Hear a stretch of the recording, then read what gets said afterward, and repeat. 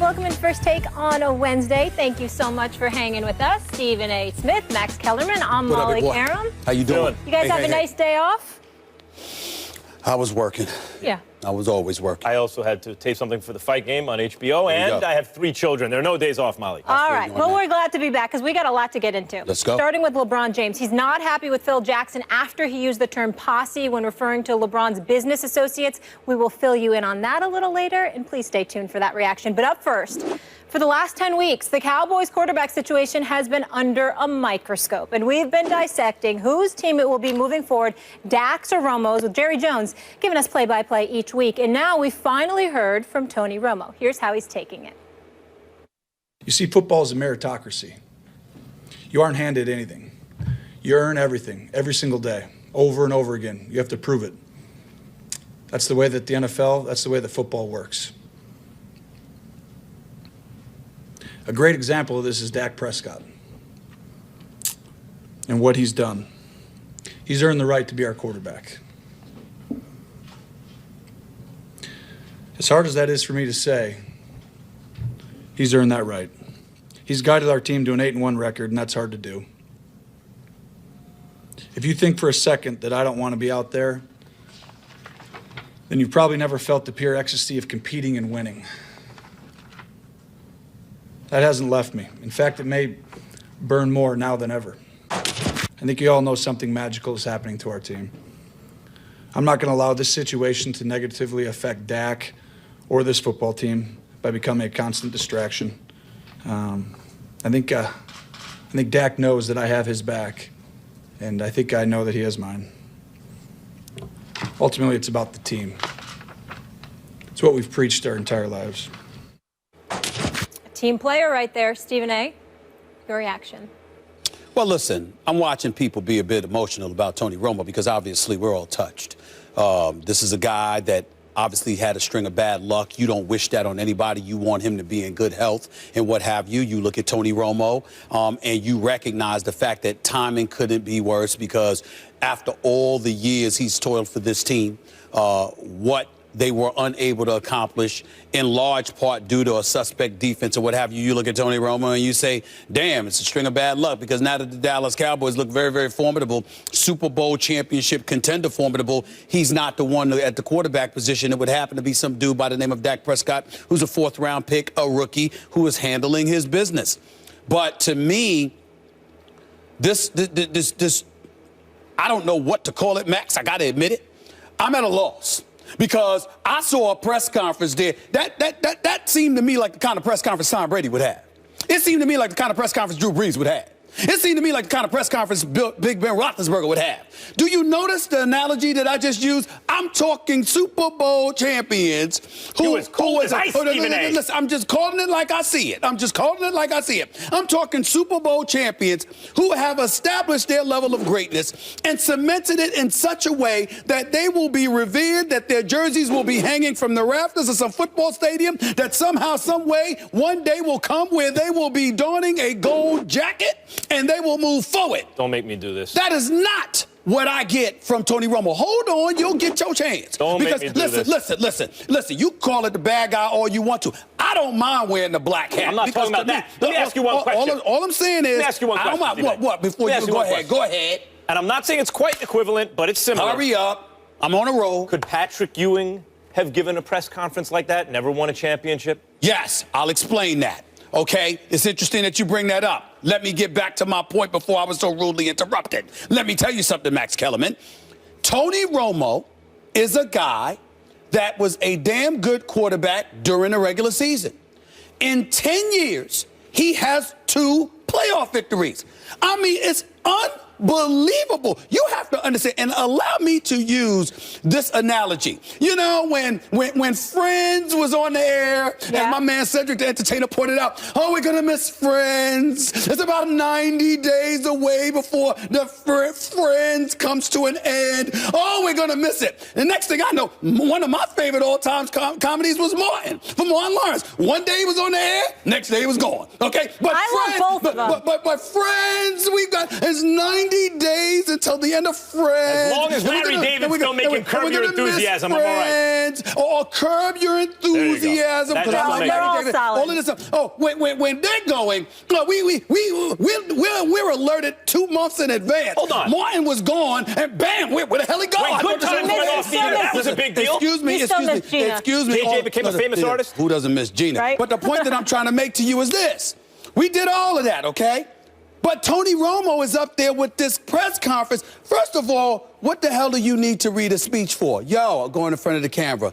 Look, I want to be... Stephen A., not everybody's you, though, because you get on people when they write speeches that it's phony and it's scripted, so not everybody can... You're a wordsmith, can articulate themselves from the heart. Sometimes they prefer to write it out. With all due so respect, you know. Molly Wood, you're assuming, because that's not where I'm going in terms of the wordsmith. What I'm saying is, what the hell is a speech necessary for at all? Excuse me, I'm on the bench. I was injured. I'm coming back. This brother's rolling. Look, y'all, I'm going to be in uniform. I'll be ready to go, but he's obviously balling, so we got to go with this. Period. What's all of this? Let me read this speech. I'm not going to take questions. Hold on, y'all. He's saying goodbye to being the starting quarterback for the Cowboys. 14 years with the team. It's football. The fact of the matter is, one play this weekend could cause Dak Prescott the starting job. One play. He could get injured. He could get injured. He could mess up. Anything could happen. Stop. I want to address your Romo. My only point is this. This is my last point. Tony Romo is a damn good quarterback. Tony Romo is no champion. This is not a funeral. We don't know what's going to happen with Dak Prescott over the next 7, 8 games. All of this stuff that we saw yesterday, to me, relatively unnecessary. Really, I really mean that. I really do. Look. I really do. You're unbelievable. I'm not even going to start with what I was going to say. I'll get to that in a second. First, I want to address your Romo point. Why is he up there having a press conference in the middle of an NFL season, a successful season? He's not a Super Bowl champion. Tony Romo has unquestionably established himself as minimum an excellent quarterback. He is during the regular season. He is one of the better quarterbacks of his era. During the regular season. Excellent. During the regular season. Would I take him over Roethlisberger or Brady or Breeze? No. No, let me interrupt you now. Although if he played half his games in a dome, maybe.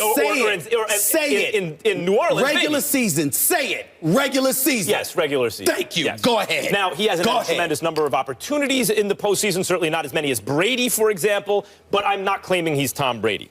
No, but he's an excellent quarterback. Now, why should he have to give a special statement? This is the Dallas Cowboys. This is not some nondescript team. The Dallas Cowboys are one of the major brands in American entertainment. Forget about sports. In American entertainment. That's right. You can give me that look. You know it's true. Their owner, Jerry Jones, is on the radio every week talking about the team. You know they're America's team. They shouldn't be, but they are. Look at your timeline, Stephen A. Smith. Look at the harassment you receive on the radio. Is that because of you talking about any team, or is it because of you talking about the Dallas Cowboys? So it is a big deal. Now, in terms of him giving the speech, he had to do it. He had to, once the announcement was made that they couldn't procrastinate anymore, he's not ready to play, he's not healthy. Once it's known he is ready to play, he is healthy, but Dak is still playing, he is going to have to give a concession speech of sorts. So the question is not that he gave the speech. The question is, just grade the execution. How do you think he executed the speech? I give him a B+.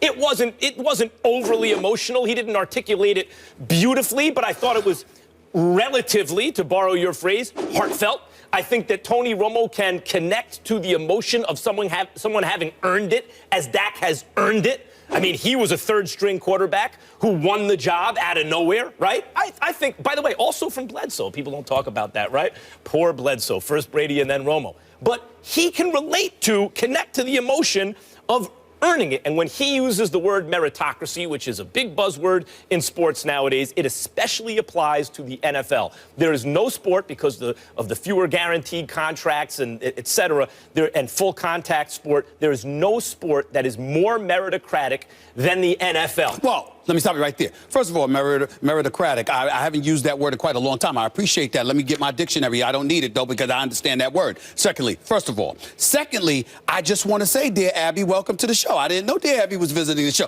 We're getting all sentimental today. I didn't know this, Molly. I didn't know this, Max. I had no clue. I didn't know that we were getting all of that sentimental He was about the transparent. Cowboys. He was vulnerable. Go ahead, give it to me. Go ahead, finish. He Go ahead, was. man. I want to hear from you. Go ahead, Molly. He was. Go He's ahead. 36 years old. Okay. This man has to start over. We talk about this team every single day. If he didn't address it in front of the media, we'd continue to dissect it, and he'd be a distraction. Okay. He was classy. Okay. How can you rip this man for that? Hold on. First of all, It tugged at your heart a little. Stop lying. First of all, I'm not ripping him. I'm stating a point of fact. This is football. We got 8 weeks. One play in a preseason game is why Dak Prescott's starting.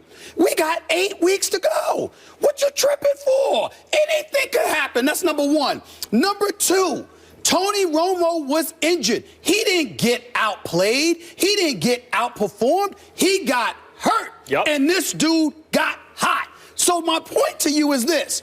It is entirely plausible that now that 8-9 weeks have kicked in, Dak Prescott can be one bad start away from Jerry Jones. Let me finish. Not one. From Jerry Jones. Okay, fine. What I'm saying is I believe he could be one start away from Jerry Jones. Like, oh, damn, what are we doing here? All I'm saying is that anything could happen. So if you're Tony Romo, I'm saying, what's the speech for? It was a little premature. It's not just premature, but dare I say, hold it, dare I say dramatic. I mean, he put me to shame. I thought I was doing well at General Hospital. I mean, I ain't got nothing on Tony Romo right now. And I'm not saying he's acting per se because I believe his emotions were genuine. I'm just talking about, my God, the tissue and the crocodile tears when he was fighting back. For what? Crocodile For what? tears? Look, y'all. Check it out. For what? For what? I can't. Listen, that's why Max, like, y'all know I'm telling the truth. Look, y'all, what for what? I'll tell you for what. For what? I will tell you for what. He could be starting in 2 weeks. No, he lost his job to injury, and he has not been able to stay healthy in recent seasons. So for Tony Romo, as opposed to, say, Kurt Warner, when Mark Bulger won the job by winning 8 straight to start the season, Tony Romo wound up on the Giants. He was used as a tackling dummy to protect Eli Manning behind a bad offensive line. But he still had something. He wound up in Arizona in the Super Bowl. Tony Romo, on some level, knows that his injury will not allow him to remain a starting quarterback in the NFL. Pause. You. By the way, he's talking about me not sentimental. Him with the black suit on and all of this other stuff. This is Midnight Blue. Looking like you're ready to go to a funeral. Midnight Blue. Tony Romo affect you, huh? The funeral of your argument. Could y'all do me a favor? Could you play that sound? Because that was just one piece of sound. Listen to this from Tony Romo. Take it away, y'all. Take it away. Watch this, Max. Seasons are fleeting. Games become more precious. Chances for success diminish. Your potential successor has arrived, injured 2 years in a row, and now in the mid-30s. The press is whispering. Everyone has doubts. You've spent your career working to get here. Now we have to start all over. You almost feel like an outsider. The coaches are sympathetic, but they still have to coach, and you're not there. It's a dark place. Probably the darkest it's ever been.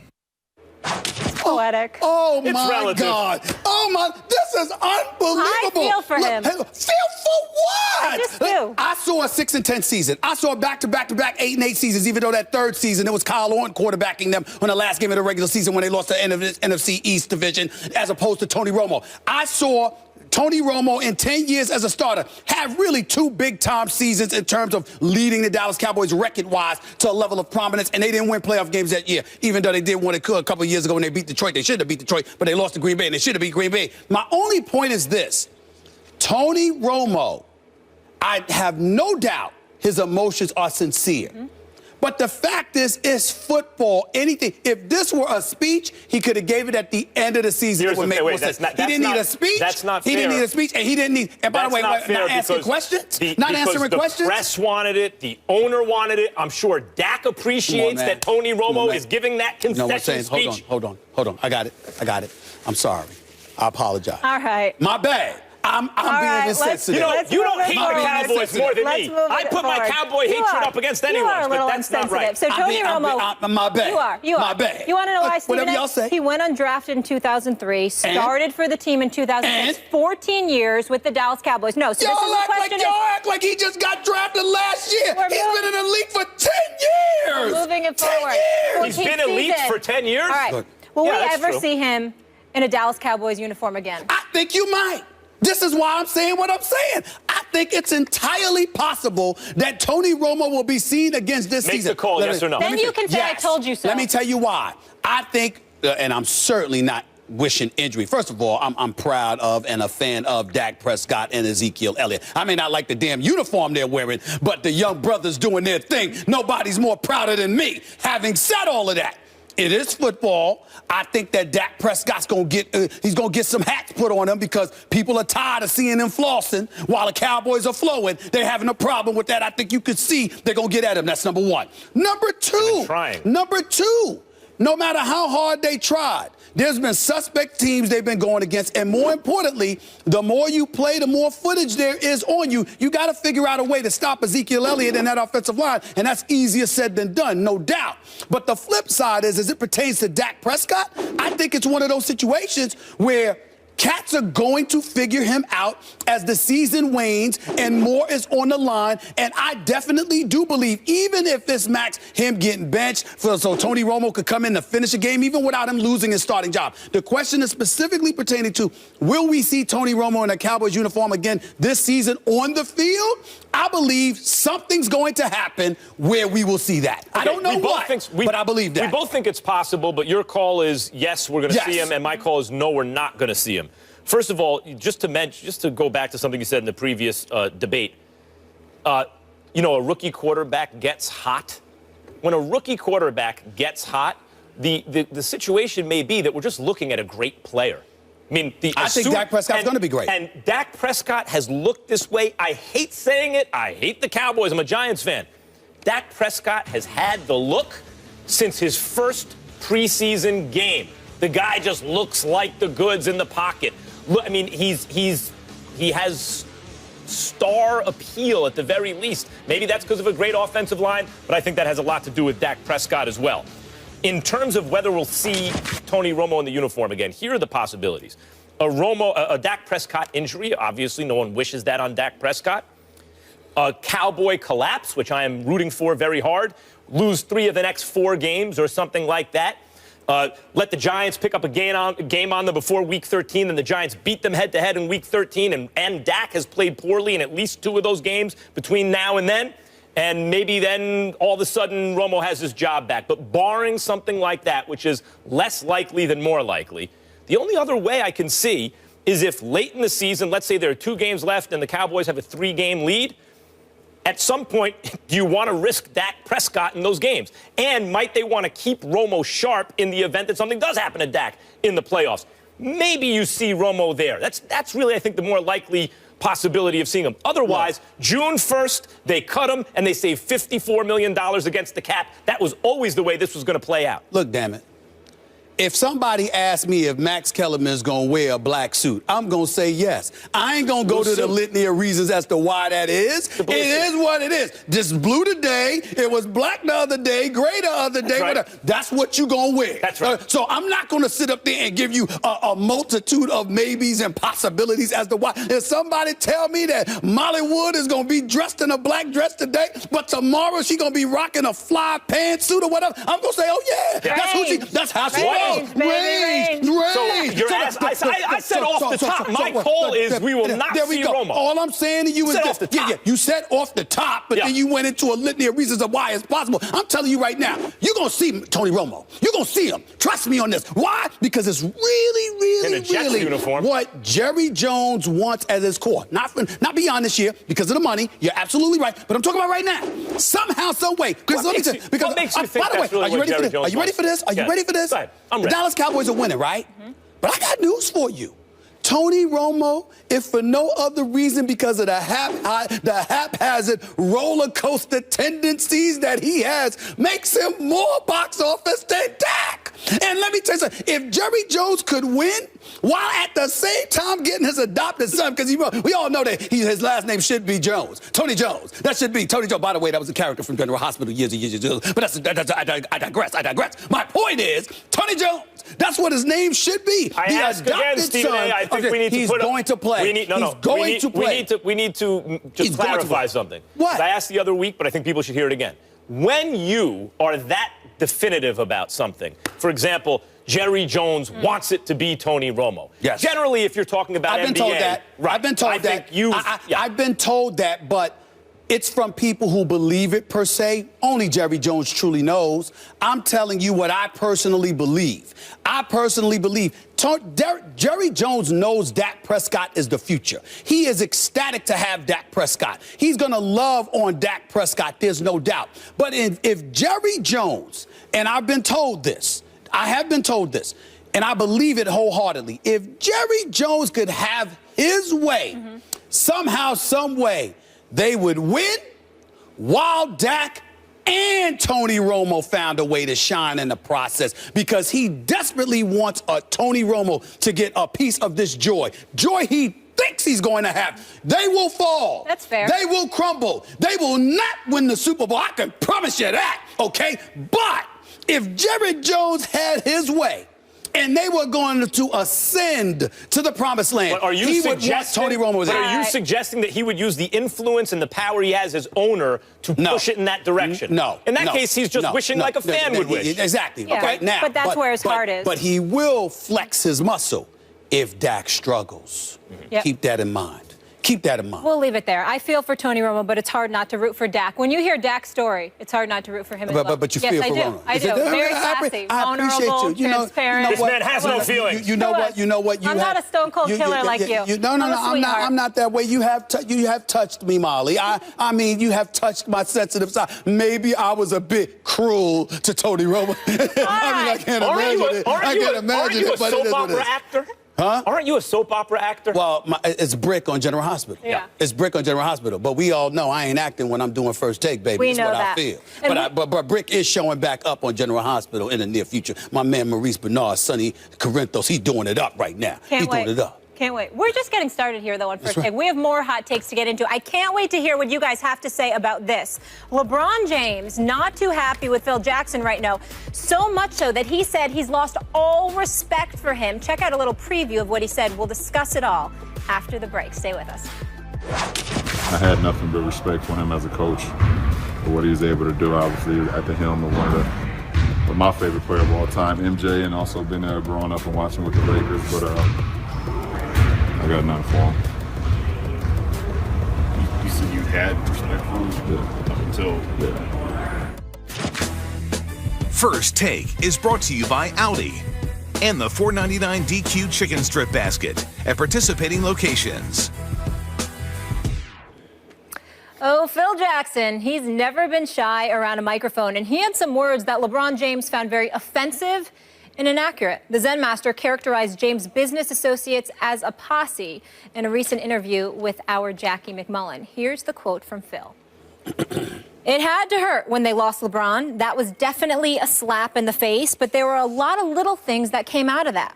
When LeBron was playing with the Heat, they went to Cleveland, and he wanted to spend the night. They don't do overnights. Teams just don't. So now Spoelstra has to text Riley and say, what do I do in this situation? And Pat, who has Iron Fist rules, answers, you are on the plane. You are with this team. You can't hold up the whole team because you and your mom and your posse want to spend an extra night in Cleveland. LeBron, how do you feel about Phil's comments? To use that label, and if you go and read the definition of what the word posse is, it's not what I've built over my career. It's not what I stand for. It's not what my family stands for. And I believe the only reason he used that word because we see young African Americans trying to make a difference. We see the success that we had, but then there's always someone that lets you know how far we still have to go as African Americans. You know, and I just don't believe that Phil Jackson would have used that same term if he was doing business with someone else. You know, and you know, working with another team, or if he was working with anybody in sports that was owning a team that wasn't African American and they had a group of guys around him that he didn't agree with what they did, I don't think he would have called him a posse. I had nothing but respect for him as a coach, for what he was able to do, obviously, at the helm of one of my favorite player of all time, MJ, and also been there growing up and watching with the Lakers. But I got nothing for him. You said you had respect for him up until. Yeah. Stephen A., talk to me. First of all, LeBron James is 1,000% correct. He said he had respect for Phil Jackson. Evidently, he's lost it. Phil Jackson deserves a diminished level of respect this morning. Let's be clear. Phil Jackson is not a racist. Let's get that out the way. MJ would attest to that. Kobe Bryant would attest to that. Shaquille O'Neal would attest to that, et cetera, et cetera. He's no bigot. He's as progressive as they come. But Phil Jackson needs to appreciate the fact that at least when the word bigotry comes up, he did come across as a bit that way. Because we saw our president-elect, whether it was at a restaurant or wherever he was, with a bunch of people the other day. They weren't called the posse.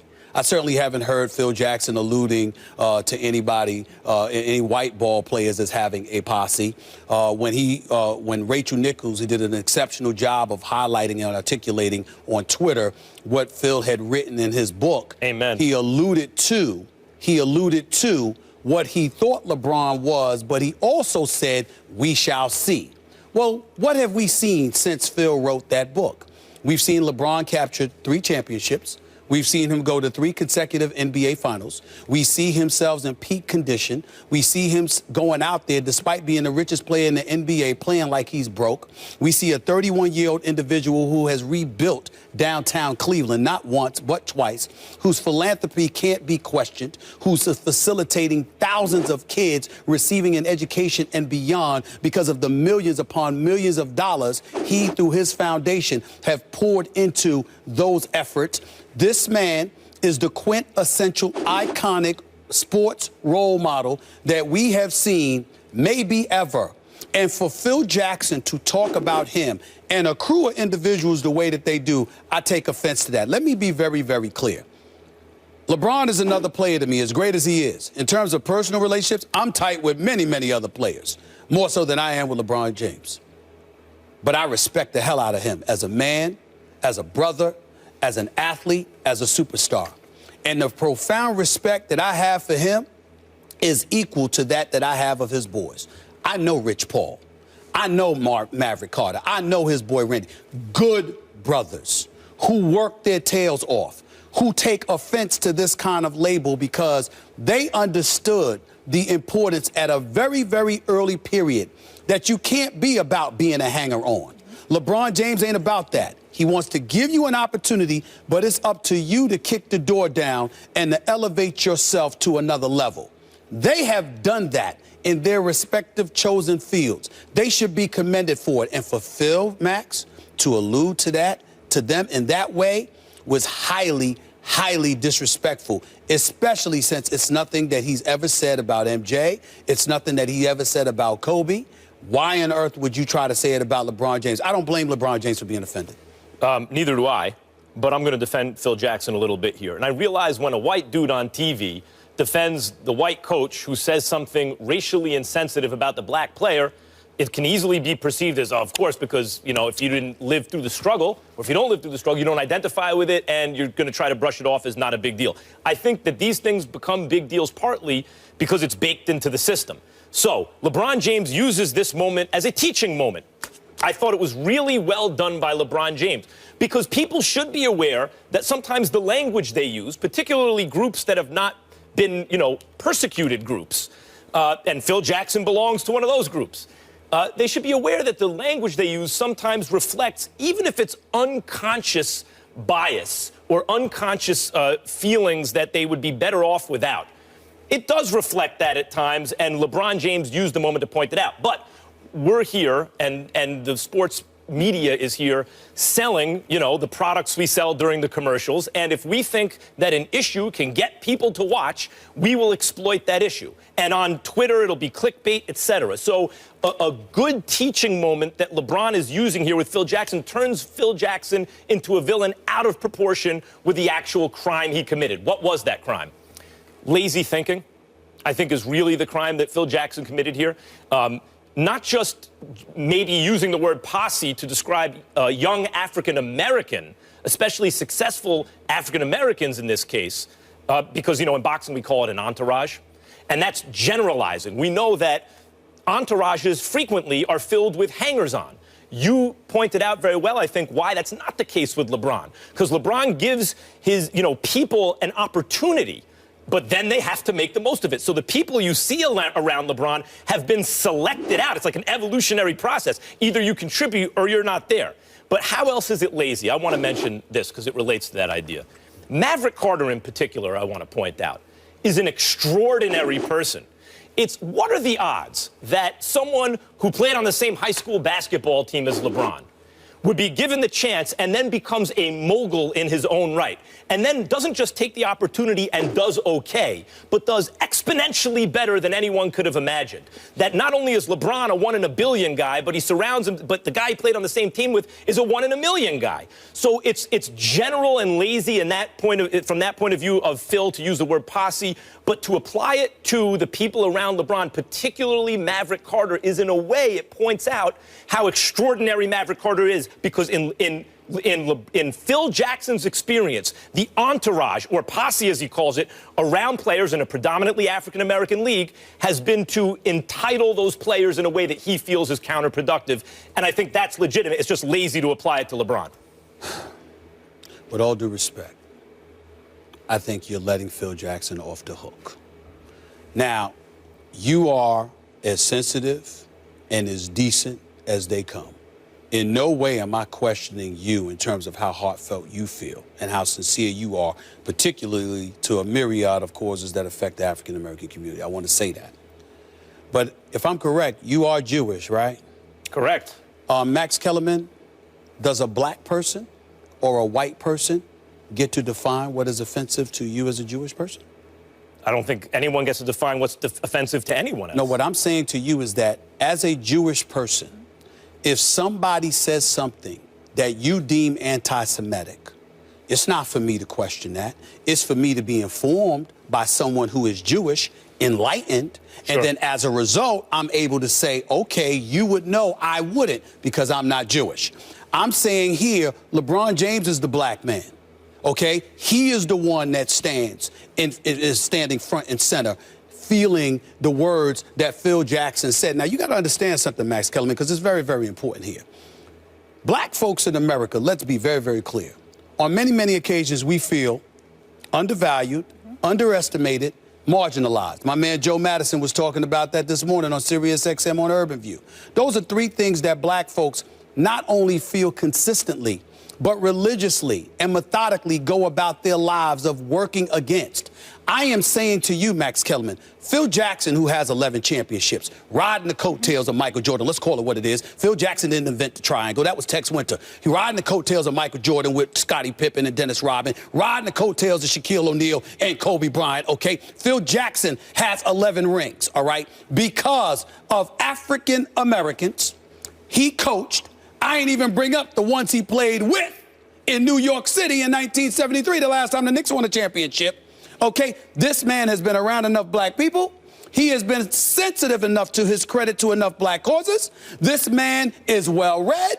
He's well-informed. He knows better. So when you sit up there and say it was lazy, when it comes to reading, when it comes to experiencing, when it comes to enlightening and educating yourself about what people different than you may feel, Phil Jackson is not lazy, which means that if he wasn't lazy, he intentionally said that. I am not letting him off the hook on that. All that assumes Not one that bit. he wouldn't have used the word posse with a white player and his hangers-on, although in LeBron's case, they're not hangers-on. And that may be true. Difficult to prove, but I wouldn't argue against that too hard. Okay. That may be true. I haven't heard him do it. Which is why the crime here is insensitivity or laziness and...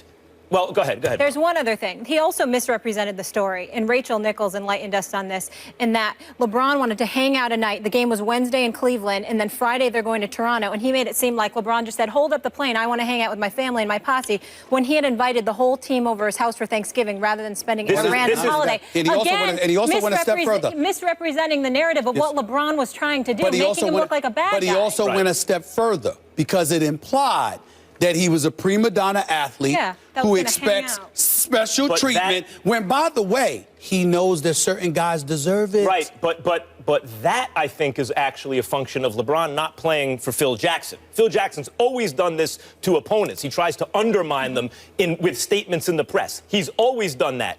In terms of the sensitivity, As I said, LeBron has an absolute right to feel that way. I think he's right about it. My own judgment is he's right about it. And he used it as a teaching moment. Right. And I started by saying that was a good thing. Phil Jackson, right now, needs to come out and apologize to LeBron James. The NBA is better because of LeBron James. LeBron James has honored the NBA brand just as much, if not more, than Phil has. He should come out, man up, and apologize to LeBron James right now. Whether or not LeBron wants one, by the way. Right. On that note, can you guys head over to Twitter, weigh in here. Should Phil Jackson publicly apologize to LeBron and company? We'll share those results a little later in the show. We want to hear your thoughts on that. But coming up next. 58 seconds left, and Kobe needs a field goal. They're trying to knock off number 2. On the way and good. And it is stunned disbelief inside Death Valley. The Pitt Panthers have rocked Clemson's world and shaken up all of college football. Keith Duncan for a walk-off winner. Right through, and the Hawkeyes have stunned the Wolverines. Michigan unbeaten no more. Moves it in the back of the end zone. What a catch! Imator Bebe, touchdown USC. Oh, and it's picked off. And that might send the folks home here in Seattle. You don't have your fastball going each week, you're going to get knocked off. So good. A crazy Saturday filled with upsets led to a little reshuffling of the college football playoff rankings. So here's the latest, folks. Ohio State benefited the most with a win over Maryland. The Buckeyes moved up from 5th to 2nd. Michigan, losers on the road against Iowa, fared the best of the fallen as they remained at number 3. Clemson, which lost at home to unranked Pitt, dropped from number 2 to number 4, while Washington's home loss to USC cost the Huskies 2 spots, going from 4th to 6th, putting them outside of a playoff bowl. And then Louisville has to deal with a 1-spot move, going from 6 to number 5 after pulling out a win over Wake Forest. Stephen A., any issues with those rankings? Not at all. Alabama should be number 1, Roll Tide. They're the best team in the nation. They have the best coach in the nation. They will steamroll, as I predicted it earlier this year when Max Kellerman was willing to take the field and I was willing to take Alabama. Come on, Lamar Jackson. I have stayed right there, and I'm not budging. Alabama will roll. Roll Tide.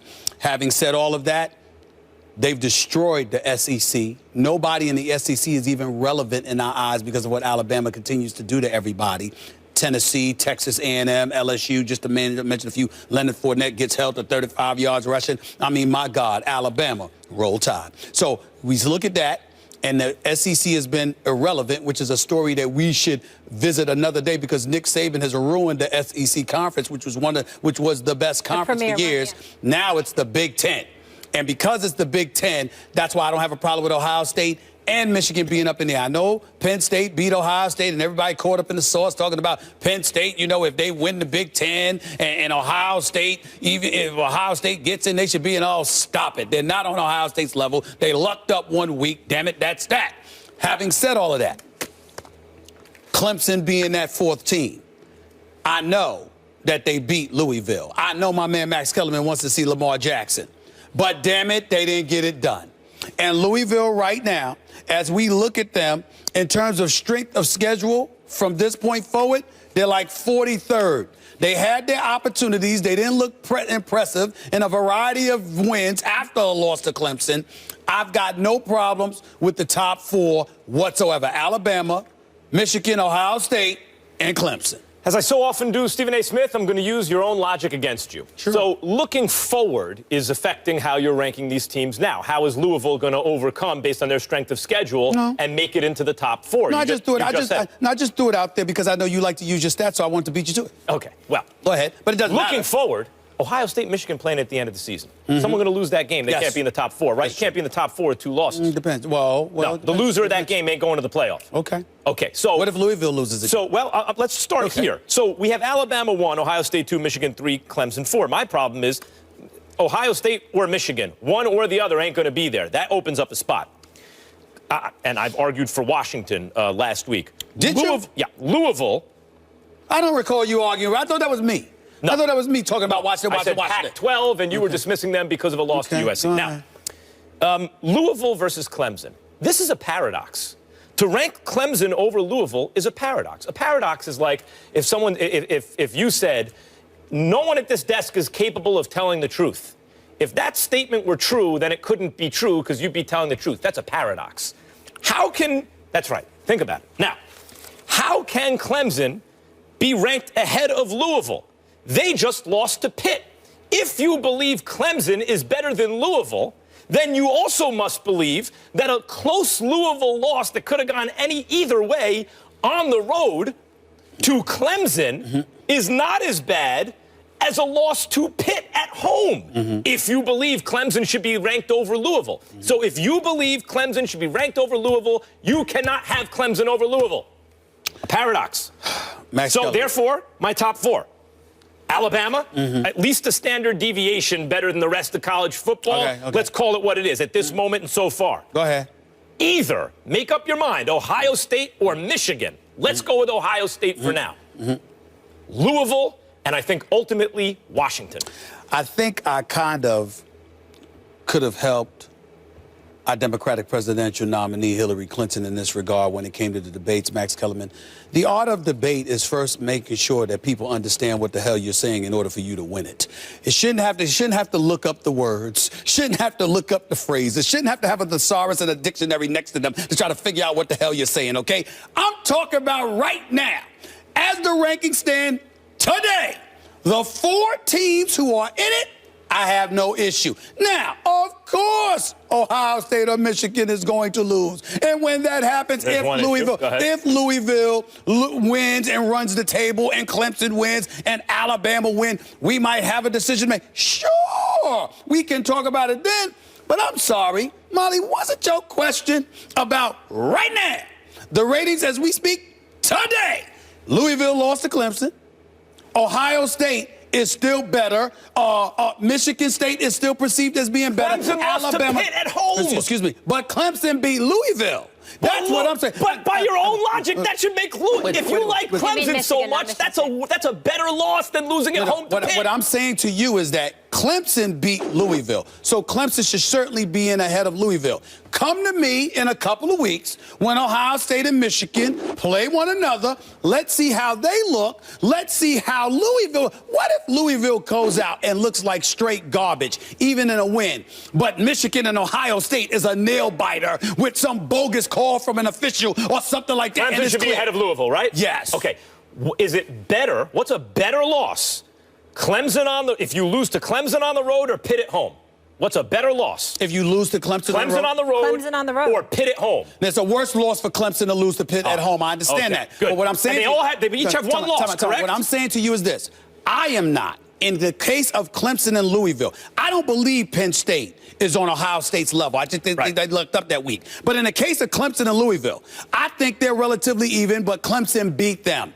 I'm giving their victory over Louisville more of an edge. I can be arbitrary like that. Kids. Paradox. Yeah, we got to look it up. Someone who does 2 things. Word of the day. I have it right here for you. I appreciate Use that. it in a sentence later. Listen. We're all expanding our vocabulary. Nobody exemplifies the word paradox more than my man Spock Kellerman. Nobody. I never had the opportunity for Ivy League education, so I appreciate it rubbing off. Coming up, Stephen A. You always say no one loves Tony Romo more than Jerry Jones. Well, Jerry was he being a little insensitive yesterday when discussing Tony Romo's paycheck as a backup. Take a listen. We'll react after the break. I've paid a lot of money for a backup quarterback, as you well know. And this, by the way, as it turns out, is going to be the record for having paid this for the backup quarterback.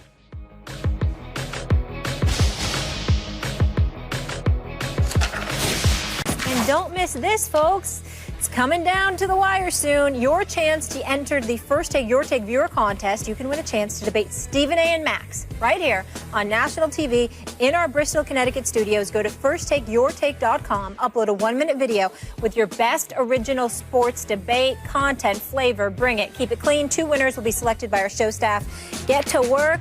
We could see you taking on these 2. Here's a few of our latest submissions.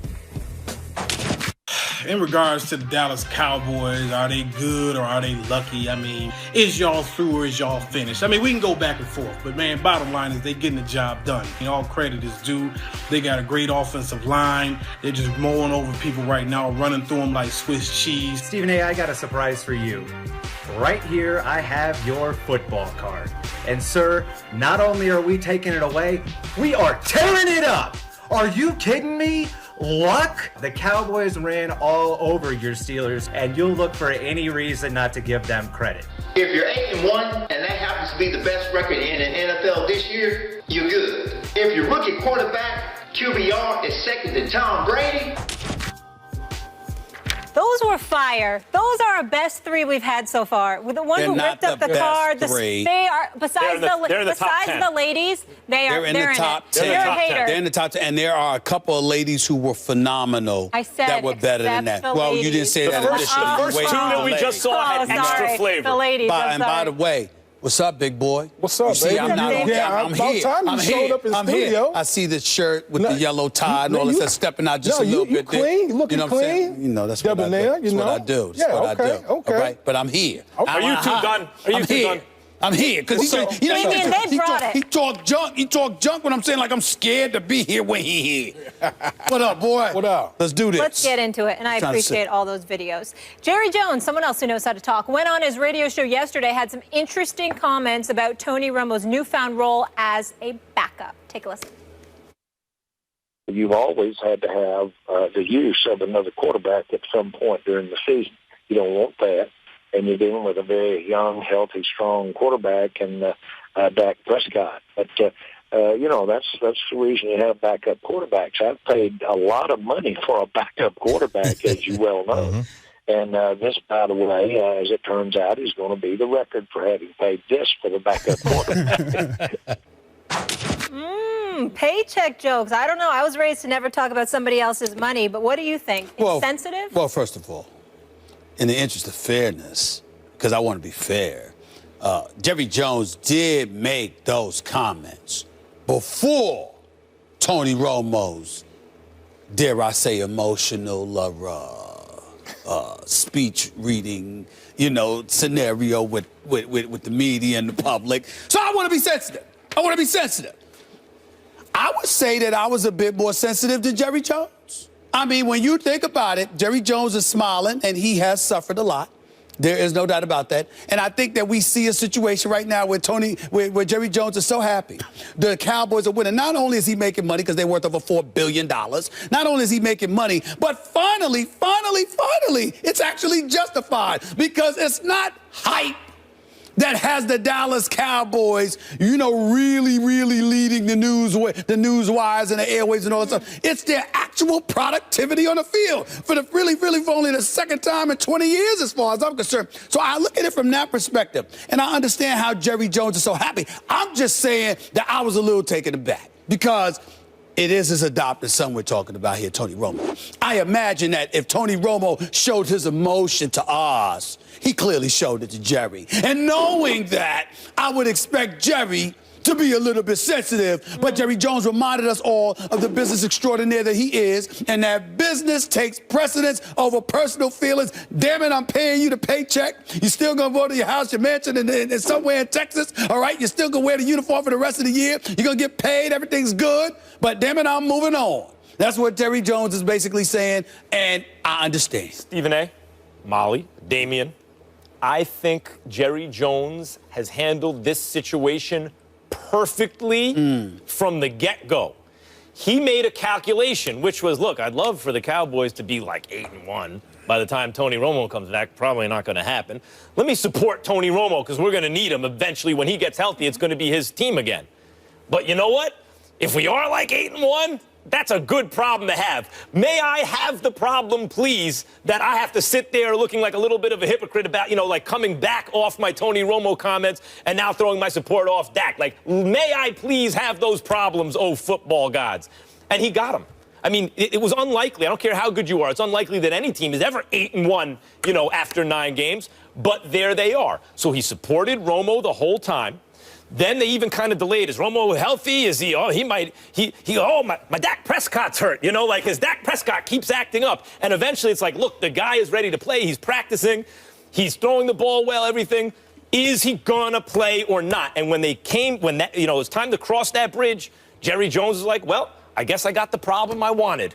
Nope, he ain't playing because that's not how it works in the NFL. If you're 8-1 and the kid's playing well, he will continue to play. I don't know how much better Jerry Jones could have played this whole thing. Well, first of all, good morning, everybody. Good morning. Didn't I tell you last week? I told you last week about how this Cowboy situation. You swore up and down on the camera last week. Jerry Jones can't help himself. He's going to put Tony Romo back in there. And look what's happening. Look what's happening. Jerry Jones got it made right now. Got Dak Prescott. Yeah. We can go back and check the tape because you were the main one talking about, oh, Jerry Jones can't help himself, and he's going to throw Tony Romo back in the mix. And look what's happening now. But when we talk about this Cowboys situation, I had a similar situation in New England. Okay. When Tom Brady, when Drew Bledsoe got hurt against the Jets, Tom Brady comes in. Obviously, the whole situation played itself out. And guess what? Tom Brady got hurt in the AFC Championship game against the Pittsburgh Steelers. And who came in to save the day? Drew Bledsoe. So that's why this whole situation is beautiful, because anyone who's watched the Dallas Cowboys over the years, especially the past couple of years when Tony Romo's been hurt, they've just been abominable at the quarterback position. They haven't been able to do what a backup quarterback is supposed to do, and that's hold down the fort until the starter gets back. So if you're Jerry Jones right now, you got your feet kicked up, you drinking lemonade, knowing that I got a rookie baller right now, a fourth-round draft pick, I believe, that's carried this team to 8-1, that's playing at an elite level, and my backup is an elite quarterback that's going that can hold it down. He addressed me, man. They can hold it down. Damian Woody, when I spoke last week, you're absolutely right. I said exactly what you said I said, but I didn't stop there. You see, this is the beauty of being a journalist as opposed to a football player. See, you know your football. You understand what I'm saying? Okay. But I know how to record. Okay. The expertise of football players, part of the job I had. And I also know how to record myself. I specifically said this season, not this week. My point is they got 7 games to go.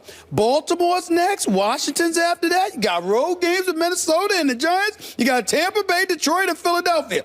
Now, the last game is January 1st. That's the new year. Okay. That means I got till the new year until you could say the statements that you just stated. Because the fact of the matter is I never said to you, oh, that's next week.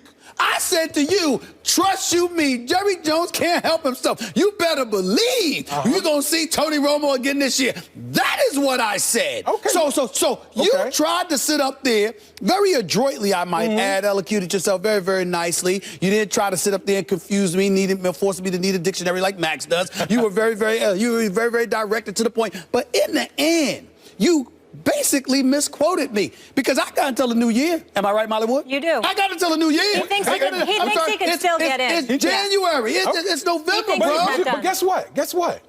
I'm gonna be here every week. I said that. But don't act like I said it now. So every week I'm gonna sit here and I'm gonna look you right in the eye, and I'm gonna count it down. And I'm gonna count it down for both of y'all because you don't listen. You're hard-headed too, Max. You know better than you're probably contaminated, and Max. You probably this is your fault. You probably did it. It don't matter because I see what's happening. You have been huddling. You huddle with the researcher. You huddle with Molly Wood. You huddle with the NFL aficionados and what you do. You mingle with them, all right? And y'all conspire against me. You're but I'm up for it. I'm up for it. You will see Tony Romo again. You are so full of it. We've never huddled. Please. You are so full of it. Way to switch the narrative like Phil Jackson. Not only do I not huddle with anyone, but I would like a recount of that election the other day when you won 51-49. I believe I won the popular vote. That's beside the point. Don't matter. I got electorals. I want to just say that I'm glad that you, Damian Woody, and Jerry Jones, who obviously watches First Take, and everyone else in the world has finally come around to my way of thinking. What I said weeks and weeks and weeks ago is the issue for the Dallas Cowboys was last year and has been in recent years the lack of a real backup quarterback. And what Dak Prescott means for them is they finally found their backup quarterback. The only thing that's throwing people is it's not the guy they thought it would be. The backup is Romo. Not going to be next year because he's owed too much money to save the money on the salary cap when they cut him in June, which will surely happen. But until then, they got a guy sitting on the bench where if the starter gets hurt or collapses in terms of productivity, they can bring a guy in off the bench and succeed. And just because his identity is different than you thought it was, just because it's Tony Romo who's the backup, don't let that throw you. I've been saying this for weeks, and I'm glad that you and Jerry Jones and others are coming around to my way of thinking. What? Go ahead, man. I'm going to give you the last word, maybe. Hurry up. I'm just glad. It's really about time that you guys start listening to me, because I come on this show and I preach the football gospel on the show. But y'all been resisting what I've been trying to say, what I've been trying to tell you. Because I don't trust you. Thank you for the good word. I don't trust you. But you know what? I'll be honest with you. I heard from Max, I think it was like last week or 2 weeks ago, when you basically said what I said. So I'm like, okay, now I know we vibing. Yeah. Now I'm starting to get it from you. So now you're starting to understand. I've been messing with you for years, and I'm gonna keep messing with you. I ain't gonna never stop. That's number one. Number two, here's the deal. In the end, while we on the subject, you see, the problem is you a problem. Because you have changed your stripes. You know, you sliding over to the Cowboys. You're a former Patriot. Do you know this man said Tom Brady's going to fall off a cliff 14 months from now? Do you realize that? 14 months from now. He said Tom Brady's going to fall off a cliff. He's going to literally be garbage in 14 months. That's what he says. And you find yourself agreeing with him and siding about the Cowboys? You should be ashamed of yourself. You should be ashamed of yourself. There's no agreeing when you making the initial points. You guys are following. Let's admit this. He has a wealth of football information. There is no two ways about that. Yes, he gave us the good word. Spot Kellerman, we appreciate your adage. All right. Thank you. Oh, we good? Thank you, Damian. Coming up next, Donald Trump's upcoming presidency is already making waves in the sports world. Several pro teams steering clear of Trump-branded hotels. We'll get into it and react. And league sources are telling ESPN that the Bucks, Grizzlies, and Mavs have moved away from Donald Trump-branded hotels in New York City and Chicago in an effort in part to avoid an implied association with the president-elect. Sources say another Eastern Conference team contracted to stay at the Trump Soho in New York this season has likewise already decided to switch to a different property in Manhattan when its current contract expires at season's end. While 7 other teams told ESPN that they still are scheduled to stay at Trump-branded properties this season. Stephen A?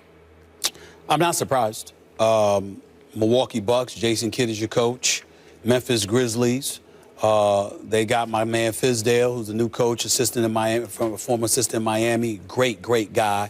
Rooting for him. Think he's going to do an outstanding job as a coach. And, of course, the Dallas Mavericks are owned by Mark Cuban. And one of the most conscientious human beings that I've come to know over the years is a guy by the name of Rick Carlisle. Very tight with Tony Robbins, by the way. Not surprised at it at all. But let me say this, and I'll be the first to admit that this may be somewhat controversial and all of this other stuff, but I'm just going to say it. Okay. Doesn't mean much to me. The fact of the matter is that Donald Trump ran for election for 18 months. There was nothing that he said in the last week before he won the presidency, you understand, that alarmed you, that didn't alarm you or shouldn't have alarmed you the 15 to 16 months prior. You understand? Where was all the activity then? Where was all the uproar then? And that's something that I think is incredibly important. Now, I'm not going to get on the air and denigrate our president-elect. He's our president. That's what it is. It is what it is. Everybody else can do that. That's fine. What I pay attention to is what we're doing as a community. I've spoken about Colin Kaepernick and how hypocritical and now useless I think he is because after all of that noise he made, he didn't vote.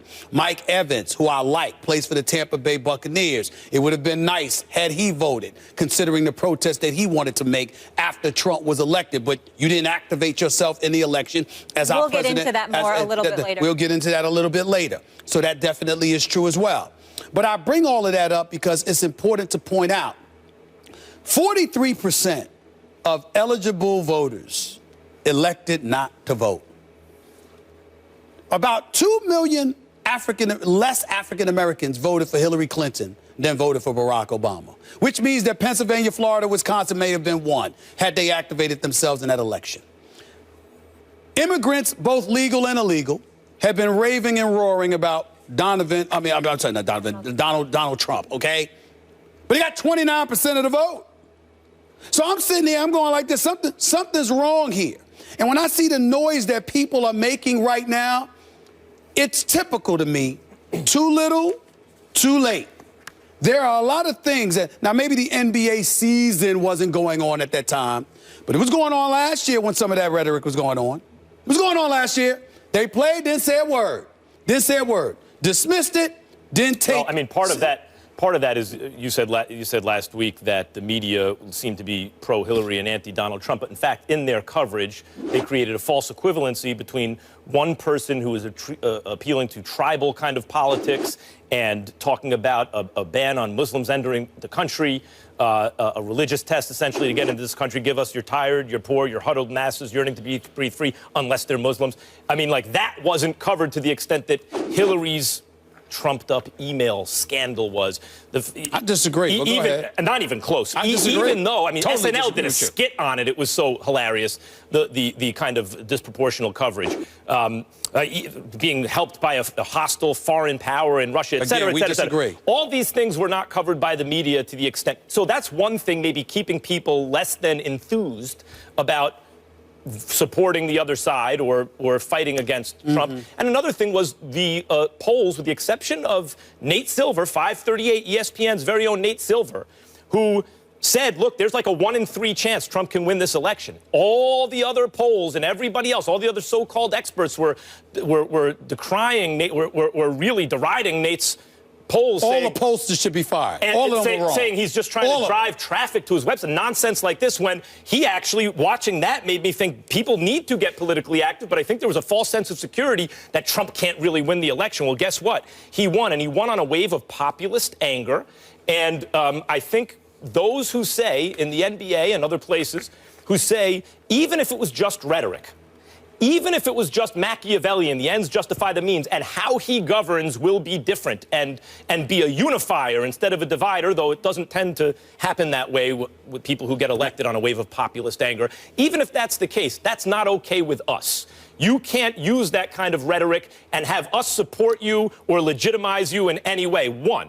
2, there are others who will say that, no, if he governs differently than the rhetoric, then we will eventually not boycott the hotels, but that remains to be seen. And I'm saying to you, you're missing the point. I believe you're missing the point because at the end of the day, it was a combination of arrogance in terms of there's no way he's going to win, and disregarding, taking for granted he was going to lose. There's no way like somebody like that would win this election. Somebody spewing that rhetoric, which is something he never spewed prior to running for election, by the way. My point to you is that, to my knowledge, I've been around him a lot of times, a lot of Shaq and other sports figures. We've been around him. We never heard that stuff. By the way, I've had him on the radio. He was a very good guest years ago. We never heard it. We never heard that until he ran for election. My point to you is this. At the end of the day, the reason why I take the position that I take is because if people had activated themselves in this election, then we wouldn't be sitting here worried about the stuff. They took for granted he was going to lose, and now they upset that he won when it's their fault that he won because they weren't active. They weren't active in all of this. They did it. They did it. About that, all right, then own it. That's all I'm saying. Own it. Let's stay with that and with this subject. And I want to address the Mike Evans angle that you brought up. So in a protest of Donald Trump being elected president, Bucs wide receiver Mike Evans chose to sit for the national anthem on Sunday. On Tuesday, he had a change of heart, telling our Josina Anderson this. I want to start by apologizing to all the U.S. military members, their families, and the fans who I offended by my actions on Sunday. It was never my intention, as I have tremendous respect for the men and women who serve our country. I have very strong emotions regarding some of the many issues that exist in our society today. I chose to sit as an expression of my frustration towards this year's election. It was very personal for me, as it was for so many Americans. With that being said, I will not sit again during the national anthem because I want to focus my efforts on finding more effective ways to communicate my message and bring about change by supporting organizations and movements that fight for equal rights for minorities. Evans indicated on Instagram that, like Colin Kaepernick, he didn't vote. So, Stephen A., you are very hard on Colin Kaepernick for the same thing. Does Evans look better or worse right now? Well, I think he looks better, but he doesn't look good. He doesn't look as bad as Colin Kaepernick because he didn't instigate a national dialogue and cause a national divide by the position that he took. He reacted to a result he didn't like, and whether we agree or disagree with it, in the end, it just wasn't consistent with what he's saying his position is, because he's saying we can't stand for this, we need to change, but you did nothing to facilitate that change. In the case of Colin Kaepernick, I believe it was the Sacramento Bee, correct me if I'm not sure I'm accurate about this, but I believe it was the Sacramento Bee who revealed that even before the protest, Colin Kaepernick hadn't even registered to vote. You didn't register to vote. You take a position where you kneel for the national anthem. You want to bring attention to it. You're talking about you won't change until there's change, but you did nothing to facilitate change when it really, really counts. There is nothing, absolutely positively nothing. Our historians, particularly individuals within the African-American community, will be the first to tell you there is no instrument that we have available to us to provoke change more powerful than to vote. When you combine that with the fact that you've got guys like James Carney and Goodwin and Schwerber, individuals from the civil rights era in 1964 in Mississippi, they made the movie Mississippi Burning out of it. These three individuals were abducted and murdered. Took 44 days to find their bodies. Why? They were trying to get African Americans to register to vote in the South. You know something Goodman, about Warner, your history. That's right. You know something about your history, and you turn around and you ignore all of that, and you slap historians in the face like that by not electing to vote and then going to announce to the world that you don't vote. That is shameful. It's unforgivable. Mike Evans did not do that. No, but Mike That's Evans looks worse than Kaepernick. Okay, how? Because Kaepernick's position to me seems naive. The idea that there's an equivalency between candidates and it wouldn't have an effect on black or brown lives that he claims matter is, to me, naive and misinformed, maybe is a better way to say it.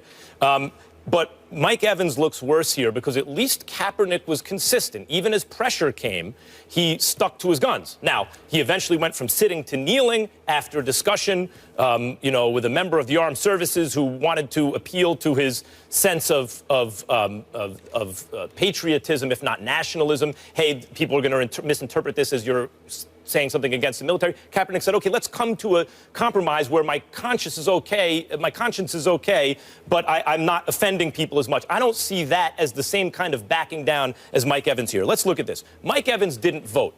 He is a public figure in a swing state. In fact, more than anything, that swung the election, Florida. Now, he votes in Texas, a red state, but he's a public figure in a swing state who doesn't vote and now makes it public that he didn't vote. Afterward. Yeah, afterward, that's true. Still, it's apathetic. He stands up for his principles at first, not in a general way. He's protesting Trump specifically. Right. And the message there is, I'm not going to allow this kind of behavior that we saw in the election and the kind of things that Trump said be normalized in American life because a lot of people voted for him. I'm going to stand up to that. Well, good for you. That's standing up for you. Oh, wait, there's a little bit of pressure. There's a little bit of backlash. Okay, I'll sit back down again. That looks doubly bad because he doesn't vote.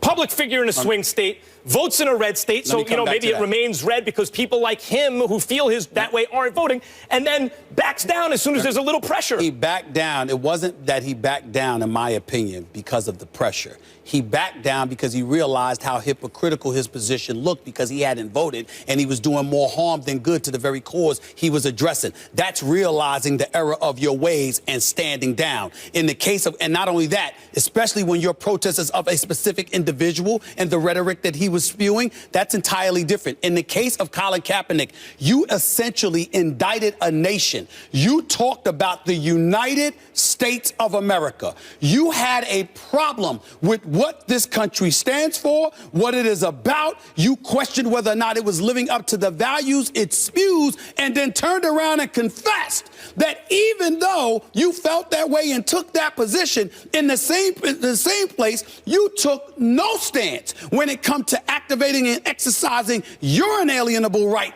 to create the change you said you wanted. That is much worse than Michael Evans. I want to address that is much worse than Mike Evans. There much was worse. A teaching moment here that Mike Evans could have participated in had he said, instead of backing down because he appeared hypocritical, I made a mistake. I didn't vote. I disenfranchised myself in a sense already. He did that with his actions. I will not make that mistake again. And now what I can do is at least stand up and protest. And I'm telling you, he did that with his actions. What the hell has Colin Kaepernick done? He sat up there, took a position. No, he looks like he caved now, Mike Evans. Yeah, you might say he looked like he caved, but the point is he stood down because he recognized he made a mistake. The bottom line is Colin Kaepernick saw absolutely nothing wrong with not voting. Absolutely nothing wrong without provoking the change that you asked other people to join you in trying to create. There's nothing more worse or more hypocritical than that. Colin Kaepernick should be ashamed of himself. Mike Evans had ashamed of himself to make an optimal choice, and he made a way suboptimal choice. Mike Evans just realized he stood down because he realized he made a mistake. Colin Kaepernick is the flaming hypocrite. Flaming hypocrite. The bottom line to the bottom line is your vote matters, and I hope that our country realizes this in hindsight of the election and does that moving forward. I know I sound like a Monday morning quarterback, but that's the truth. Coming up on a much lighter note, since speaking of LA, the Lakers didn't win their 7th game of the season until the turn of the year last season. This season, they've already won 7 games and we're only midway through November. Progress. The Lakers have now won 6 of their last 8 and are 2 games over 500. Max Kellerman. Yeah. Is it time to take the Lake Show seriously? Yes, the baby Lakers are for real. Now, in the NBA, what's been shown in recent years is after, I believe it's 22 games, we know the playoff seeding already. Like, look at the records after 22 games. That's what the playoff seeding is going to be. Right now, they are, 12 games in, 10 games in? But, and so there's a little time still for the Lakers. Let's see what happens. However, when you look at the standings and who's, right now they're ahead of the Thunder. That should not continue. But you tell me the team that's for sure going to be the 8th seed over the Lakers in the West. The Grizzlies, the Kings, the Nuggets, the T-Wolves, the Suns, the Mavericks, the Pelicans. There's no sure thing in there. Luke Walton has turned Julius Randle from a guy who looked like a bust to boom. He has Nick Young playing defense. Think about that for a second. Nick Young is playing consistent defense. D'Angelo Russell looks terrific much of the time, as does Clarkson. And, I mean, they have and by the way, this is without their number 2 draft pick really strong enough yet to assert himself in the NBA. The Lakers' future looks bright. But their present ain't bad either. They could make the playoffs in the West. I can't believe I'm saying this. They could do it this year. A few things I wanted to point out. Number one, Julius Randle didn't look like a bust. His first year, he never played because he got injured the very first game. Last year, he came back. That was the Kobe era. So this is really, as far as I'm concerned, his first year. He's never looked like a bust. Nick Young, a.k.a. Swaggy P. But when you get yourself dimed out, caught in certain situations, and your heart gets a little broke, you kind of tend to prioritize. So he's not as distracted, per se, this year as he may have been in years past. That's something we have to take into consideration. That may have been facilitating his growth as a player on both ends of the floor. I'll tell you where will shock you, and stop the presses right here. I alluded to this weeks ago, and I will say it again. First of all, I will be at the Lakers Spurs Friday night. I'll be interested to see that game. It's going to be a big test for them, no doubt about it. I want to sit there, and I promised I was going to lay off Jim Buss. I've been very nice to that man, all right, since this season, because I'm fond of his hiring of Luke Walton. I am a fan of Luke Walton. I think this guy is a golden boy, and I think he's going to prove to be an exceptional coach in this game. I really like Luke Walton, and I love his daddy, so that don't help. Bill Walton. Who doesn't love Bill Walton? But here's the deal. He's the best. But here's the deal. Luke Walton does have a 29th ranked defense, who's second to last in field goal percentage allowed, or third worst, rather, second to last in field goal percentage allowed, three-point shooting rather allowed, and what have you. We got to pay attention to that. 5 of the next 6 games are going to tell me what I need to know about the Los Angeles Lakers, albeit this early. It's because 82-game schedule. You got the Spurs, you got the Bulls, you got 2 games, you got Oklahoma City, you got 2 games against the Golden State Warriors, who you shellacked by 20. They will remember this. And keep in mind that this is the same Lakers squad that just got blown out by Minnesota and gave up 47 to Andrew Wiggins. So let's not forget that here. We like what we're seeing from the Lakers, but it's essentially a byproduct based off of what we've seen from them the last 2 years, which was horrendous.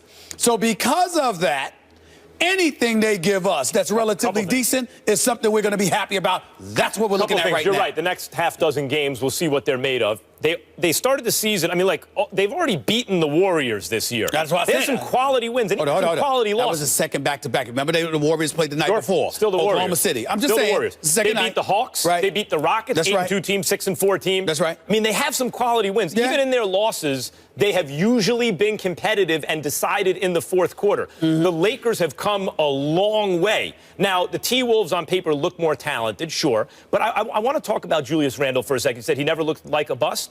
I think he did. Not in terms of his skills. You could see he had skills. He could handle the ball for a big-ish guy, etc. But the way he was applying his skills made me wonder, watching him last year especially, because he was hurt the year before, made me wonder, is he actually going to be a good NBA player, or is he going to be a player who looks good and puts up numbers but doesn't help you win? Yeah, but he is a good NBA player. But I'm saying what you're wondering about, you can't ignore the fact that he was coming off an injury. And because he was coming off that injury, they say it takes a year or so. So he may have been playing the way that he was playing to compensate for whatever he was physically however he physically felt he was lacking because he was coming off that injury. But also keep in mind, we have to wait and see because, again, this schedule that you've got coming up, if Luke Walton, you know, let me tell you what Luke Walton deserved the biggest credit for? Jordan Clarkson and Louis Williams off the bench.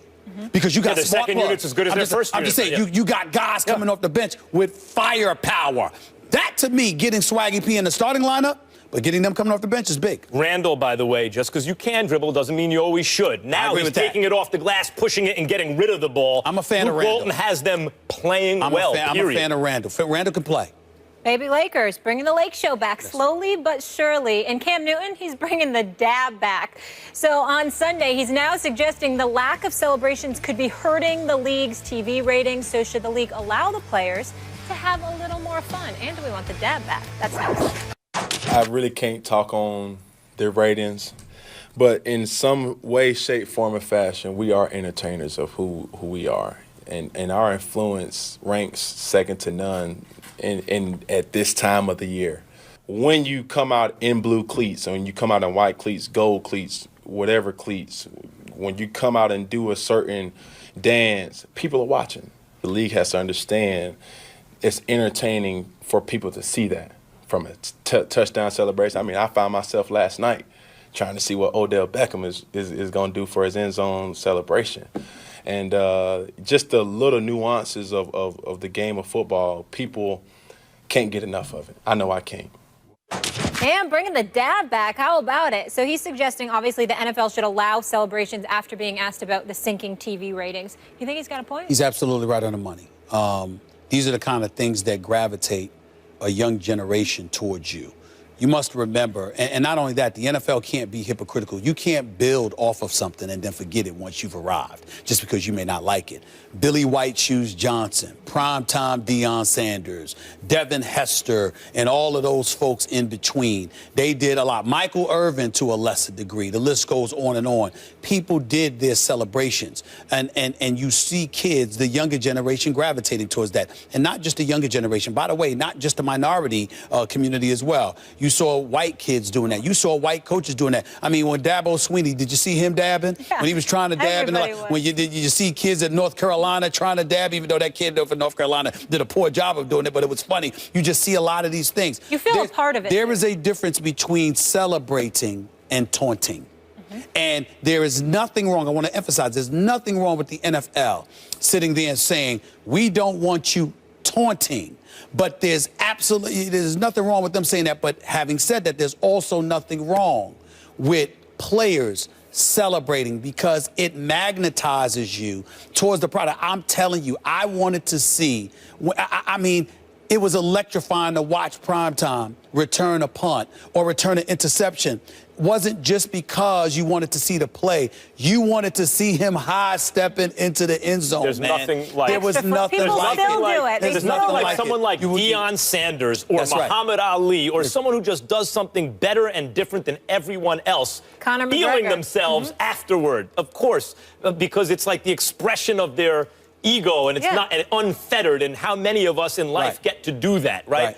So I agree with that, and basically it's not just along racial or cultural lines in terms of more puritanical versus less puritanical. It's also generational, as you said. The youth culture affecting the kind of norms of the older generation who, of course, don't like the fact that their view of things is getting displaced. It's going to happen in the NFL, too. Of course, Cam is right about that. But, and I know he's not standing up at the podium because he wants to. He has to, talk. It's just when you're 3-6 and you're losing, a lot of people are going to hear that like, man, I'm not trying to hear that from Cam Newton right now. Last year when he was like, if you want me to stop celebrating, stop me from scoring. And people are like, yup, he's right. But we got on him for not having fun, right, when he was losing. And now at least he's trying to have fun. Wait a minute. I actually disagree with you strongly with the statement you just made. The fact that he's up there talking about the celebrations in the league and how it may have had a detrimental effect on ratings because of the league's willingness to micromanage, it's easy to say that when he's winning. The fact that he's saying that in the throes of losing, I got no problem with that. Because to me, he could be spoiled and not want to address anything like that because they're losing, but he was still willing to do it. Let's also point this out. The league is micromanaging, and I want to make sure I emphasize this. The league itself, we can't point along, minorities, white guys living up top and running the show. Wait a minute, you got Troy Vincent up in there and a host of African Americans that the NFL is employing that play a role in influencing the league in terms of how much of a heavy hand they bring down upon these issues. So it's collectively they've all drawn this conclusion. We haven't said enough about the Players Association, whether it's an issue like this, whether it's the Kaepernick issue or what have you. These are guys that represent the players. And I don't hear DeMaurice Smith practically on any damn thing. And it would be nice to hear his voice, for him to remind us that he does actually have the job of representing the players to speak up about some of these issues. It really would be nice. I want to address the Cam point about him being consistent. It's easy to do it when you're winning, harder to do it when you're losing. I'm not talking about whether he has the right, from my point of view, to do it, whether it's a good thing or a bad thing. I'm talking about the way it's going to be received by many people. It's going to be, because celebrations are a superficiality.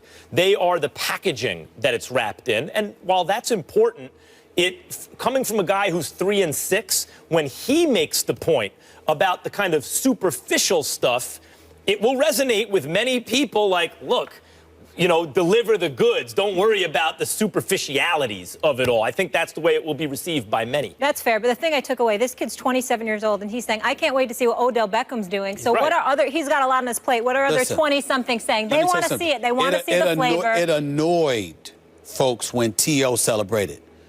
You trying to tell me you didn't gravitate when he said, get your popcorn ready? I love my So we want to see it. Thursday night football, the Saints come marching in. Bring it, Cam. And T.O. was dancing with the cheerleaders through the popcorn. It was the best. Lovely. But the important thing is he balled out in the Super Bowl on one leg. Of course. That's why you love T.O. The other stuff is great, but that's not why you love him. That's the gravy. Coming up, does Phil Jackson owe LeBron an apology for using the term posse? Take a listen to what Stephen A. said earlier. We'll reveal if the viewers at home agree with Mr. Smith. First Take is brought to you by Burger King.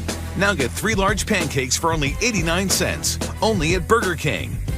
And Geico. 15 minutes could save you 15% or more on car insurance.